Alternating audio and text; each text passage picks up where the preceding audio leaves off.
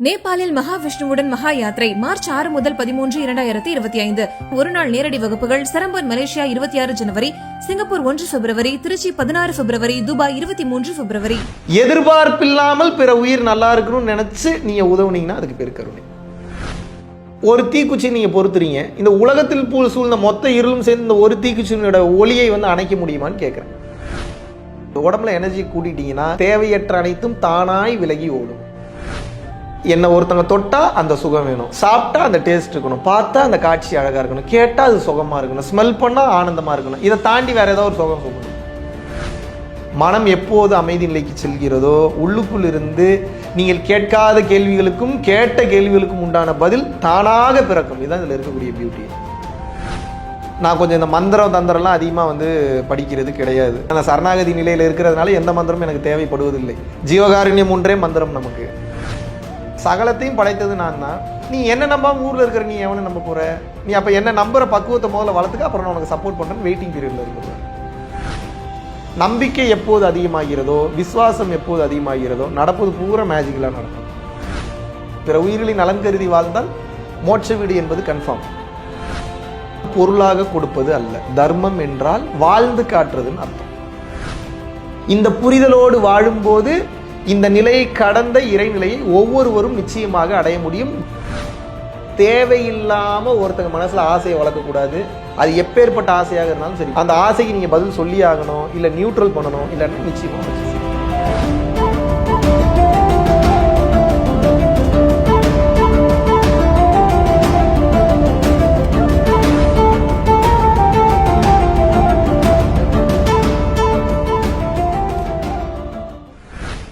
நான் கற்றுக்கொண்ட அனைத்தையும் மந்திரம் சார்ந்தும் தந்திரம் சார்ந்தும் உலகியல் சார்ந்தும் அருளக வாழ்க்கையில் அடுத்த கட்டம் போறது எப்படின்றதுக்குண்டான அத்தனை பொக்கிஷங்களையும் வெளிப்படையாக கூறலாம் என்று நான் இருக்கிறேன். ஸோ அதனால பிப்ரவரி, மார்ச், ஏப்ரல் வரைக்கும் ஃபர்ஸ்ட் பேட்ச் போகும்போது நேரடி என்னுடைய கண்காணிப்புல இருக்க போறீங்க. பல குருமார்களை உருவாக்கக்கூடிய அற்புதமான ஒரு விஷயமாக இருக்க போகிறது. ஸோ விருப்பப்படக்கூடிய நபர்கள் கீழே உள்ள கான்டாக்ட் நம்பர் கான்டாக்ட் பண்ணி உங்களது பெயரை முன்பதிவு செய்து கொள்ளலாம். கருணை என்றால் என்ன அப்படின்னா, நான் எப்படி நான் நல்லா இருக்குன்னு நினைக்கிறேன். நான் நல்லா இருக்குன்னு நினைப்பண்ண மாட்டேனா? நான் நல்ல காரில் போகணும்னு நினைப்பண்ண மாட்டேனா? நான் நல்ல பைக்கில் போகணும்னு நினைப்பண்ண மாட்டேன். எனக்கு ஒரு அழகான மனைவி, அழகான குழந்தை வேணும்னு நினைப்பண்ண மாட்டேனா? நான் எப்படி என்ன இவ்வளோ நல்லா பார்த்துக்கணும்னு நினைக்கிறேனோ அந்த மாதிரி சம்மந்தமே இல்லாத இன்னொருவரையும் பார்ப்பதற்கு நீங்கள் தயார் நிலையில் இருந்தீங்கன்னா அதுக்கு பேர் கருணை.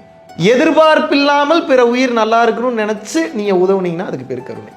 எல்லா உயிர்களுக்கும் எப்படி நான் இந்த உலகத்தை அனுபவிக்கிற இறைவன் எனக்கு ரைட்ஸ் கொடுத்துருக்கிறாரோ அந்த மாதிரி 84 லட்சம் யோனி பேதங்களாகி 84 லட்சம் உயிரினங்களும் இந்த பூமியில் வாழ்வதற்கு தகுதி உண்டு, உரிமை உண்டு, அதற்குண்டான கால சூழ்நிலையும் உண்டு, அதற்குண்டான ஆயுட்காலம் உண்டு. அதை நாம் அழிக்கக்கூடாது என்ற அந்த புரிதல் இருக்கும். பார்த்தீங்கன்னா இந்த புரிதல் தான் அடிப்படையான புரிதல். இதுதான் அடிப்படையான பக்குவம்.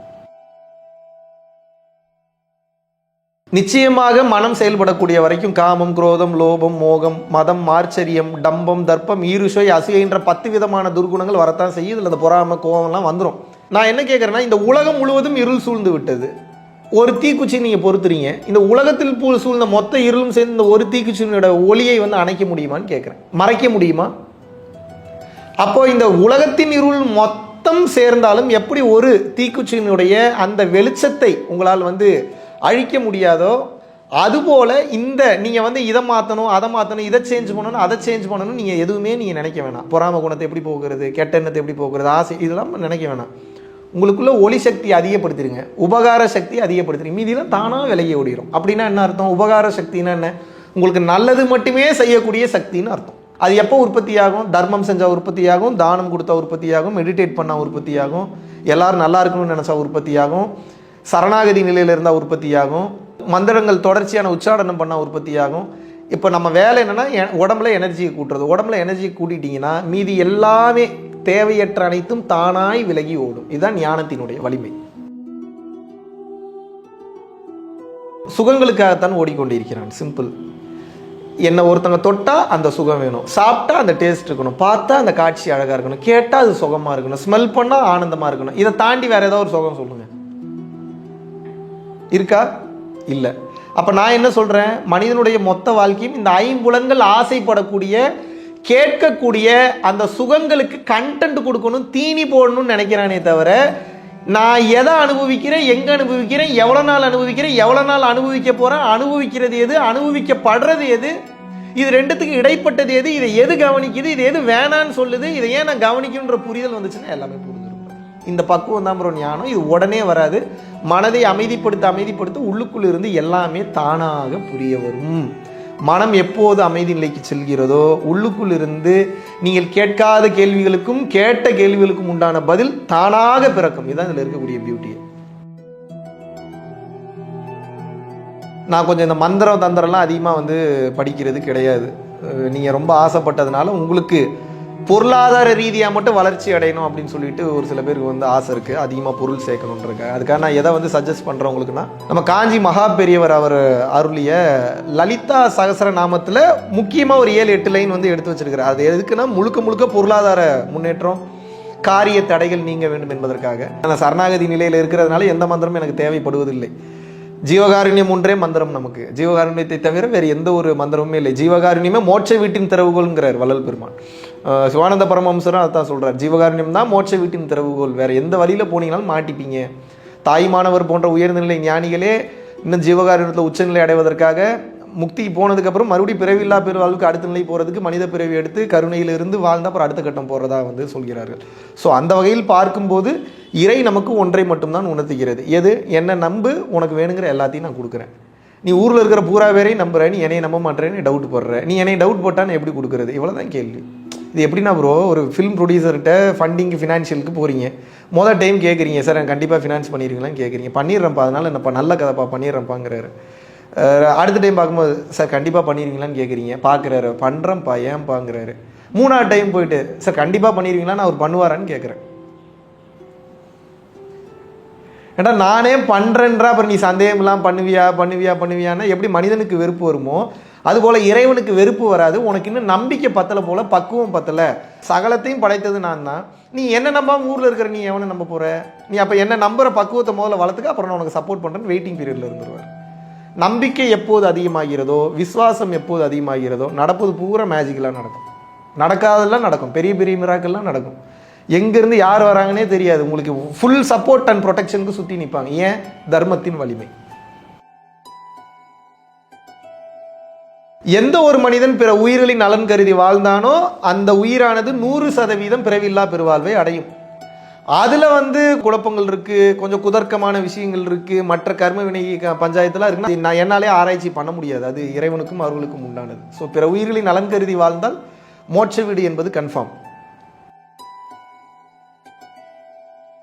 இப்போ பல பேர் பார்த்தீங்க அப்படின்னா தர்மம்னா என்னன்னு தெரியாம வாழ்றாங்க. தர்மம் என்றால் என்ன அப்படின்னா பொருளாக கொடுப்பது அல்ல. தர்மம் என்றால் வாழ்ந்து காட்டுறதுன்னு அர்த்தம். அப்படின்னா என்ன? இப்போ உங்களுக்கு புரிகிற மாதிரி சொல்கிறேன். இப்போது என்னோட ஃப்ரெண்டு ஒருத்தங்க இருக்காங்க, அவங்களுக்கு ஏதோ ஒரு ஹெல்ப் நான் பண்ணுறேன்னு சொல்கிறேன், ஆனால் பண்ண முடியல. அப்போ நான் என்ன பண்ணணும்? இப்போ நான் கொடுத்த வாக்கை நிறைவேற்றுவது தான் தர்மம்ன்ற. நான் அவர் நிறைவேற்றினா என்ன, நிறைவேற்றாட்டி என்ன? நிறைவேற்ற முடியலன்னா கூப்பிட்டு மரியாதையை உட்கார வச்சு மன்னிப்பு கேட்டு என்னால் முடியலன்றதை கண்ணியத்தோட சொல்லிடணும். இதுதான் தர்மம்னு சொல்கிறேன். அப்போது தர்மம்னா என்ன அப்படின்னா, இப்போ நீ நம்ம 2 பேரும் ஒரு பிஸ்னஸ் ஒன்று பண்ண போகிறோம், ஒரு நகைக்கடை ஒன்று வைக்க போகிறேன். உங்கள்கிட்ட பணம் வாங்குற நகைக்கடை வைக்கணும்னு சொல்லி நீங்கள் கொடுக்க மாட்டேன்றீங்க. உங்களுக்கு ஆசை வார்த்தையில் காமிச்சு நான் நகைக்கடை வைக்கிறதுக்கு நான் பணம் வாங்கிடுறேன். அப்புறம் என்னால் அந்த ஆசை வார்த்தைகளை நிறைவேற்ற முடியல. இப்போ எப்போல்லாம் இந்த நியாயமான விஷயத்துக்காக நீங்கள் உட்காந்து ஐயோ மகாவிஷ்ணு இப்படி பண்ணிட்டானேன்னு ஃபீல் பண்ணுறீங்களோ அப்போல்லாம் எனக்கு கர்மா சேரும். இதுக்கு பேர் கர்ம பதிவுகள். காரணம் என்ன? எம்டிஆர் இருந்தவங்க மைண்டை எடுத்து விஷுவல்ஸ் கொடுத்து நான் தான் கிரியேட் பண்ணுறேன், உயிர் கொடுத்து கிரியேட் பண்ணுறேன். நான் இதை கொடுக்குறேன் அதை கொடுக்குறேன்னு இப்போ உங்கள் மைண்டில் விஷுவல் கிரியேட் ஆகி உட்காந்துருச்சு. இப்போ இந்த கோட்டையை எதை வச்சு உடைப்பீங்கன்னு கேட்குறேன். இப்போ கிரியேட் ஆனதுக்கு நீங்கள் ஃபீல் பண்ணும்போது வருத்தப்படும் போதெல்லாம் எனக்கு கர்மா சேரும். இந்த புரிதலோடு வாழும்போது இந்த நிலையை கடந்த இறைநிலையை ஒவ்வொருவரும் நிச்சயமாக அடைய முடியும். தர்மம் எப்போது நிலை பெறும் என்றால் தேவையில்லாமல் ஒருத்தங்க மனசில் ஆசையை வளர்க்கக்கூடாது. அது எப்பேற்பட்ட ஆசையாக இருந்தாலும் சரி, பொருளாக இருந்தாலும் சரி, பணமாக இருந்தாலும் சரி, கல்வியாக இருந்தாலும் சரி, கலவியாக இருந்தாலும் சரி, எதுவாக இருந்தாலும் தேவையற்ற ஆசையை வளர்க்கும் போது அந்த ஆசைக்கு நீங்கள் பதில் சொல்லி ஆகணும், இல்லை நியூட்ரல் பண்ணணும், இல்லைன்னா நிச்சயமாக வச்சு செய்யும். ஸோ தொடர்ந்து கமெண்ட் பண்ணுங்கள், லைக் பண்ணுங்கள். இதில் இருக்கக்கூடிய இந்த கமெண்ட்டை பேஸ் பண்ணக்கூடிய அந்த பதில்கள் அடுத்தடுத்து உங்களுக்கு பதிலாக வரும். நன்றி, வணக்கம். நான் சேலஞ்ச் பண்றேன், நீங்க நேபாள் யாத்திரா என்னுடன் வாருங்கள். உங்களோட வாழ்க்கையினுடைய மோட்ச கதவுகள் இந்த நேபாள் யாத்திரைக்கு பின்பு நிச்சயமாக திறக்கப்படும் என்பதில் எல்லளவும் மையமில்லை. ஸோ மார்ச் 6லிருந்து 13ஆம் தேதி வரைக்கும் கிட்டத்தட்ட ஒரு 8 நாட்கள் பயணம் பண்ண போறோம். ஒரு அற்புதமான ஒரு ட்ரிப்பா இருக்க போகுது. இந்த நேபாள் யாத்திரையில் கலந்து கொண்டு உங்களது ஆன்ம வளர்ச்சியை பெறுவதற்காக விருப்பப்படக்கூடிய நபர்கள் தாராளமாக நமது அறக்கட்டளை தொடர்பு கொள்ளலாம்.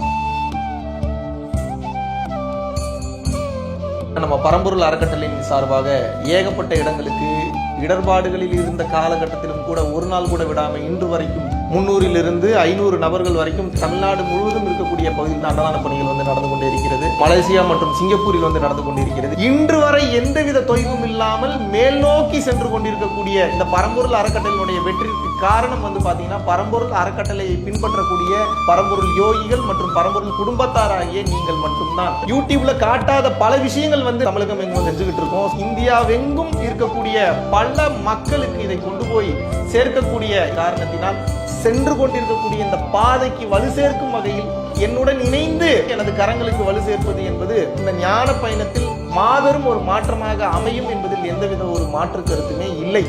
மகாவிஷ்ணுவை நான் நம்புறேன். மகாவிஷ்ணு ஒரு செயல் செய்தால் அது சரியாக இருக்கும் என்று நினைப்பவர்கள் மட்டும் இந்த விஷயத்துல கலந்து கொண்டு எனது கரங்களை வலுப்படுத்துங்கள். இன்னும் பல லட்சம் பல கோடி உயிர்களுக்கு நினைத்து பார்க்க முடியாத மாபெரும் அருள் அனுபவங்களையும் நாம் செய்ய போகிறோம். நன்றி, வணக்கம்.